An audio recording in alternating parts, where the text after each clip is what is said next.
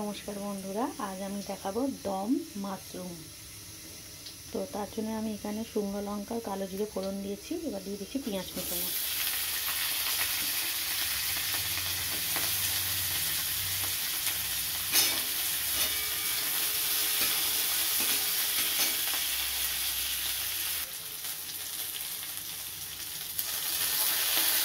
আদা রসুন আর গরম মশলা পেস্ট,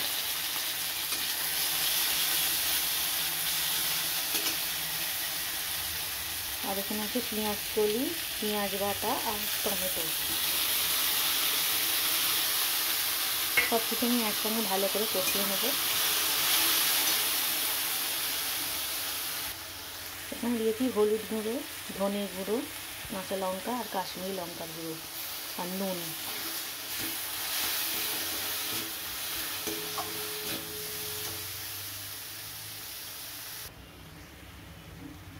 ধনে পাতা দিয়ে দিলাম আর দিয়ে দেবো ভেজে রাখা মাশরুম।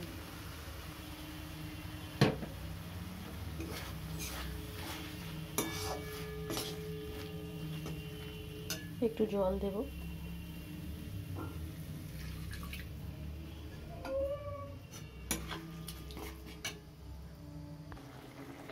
আমি আর একটুখানি জল দিয়েছিলাম, তো হয়ে গেল আমার দম মাশরুম। তো আপনারা একবার এইভাবে বানাবেন, আশা করি ভালো লাগবে খেতে। তো আজকের মতো ভিডিওটা এই পর্যন্তই রাখলাম। আবার ফিরে আসবো নতুন ভিডিও নিয়ে। আপনারা ভালো থাকবেন, সুস্থ থাকবেন। নমস্কার।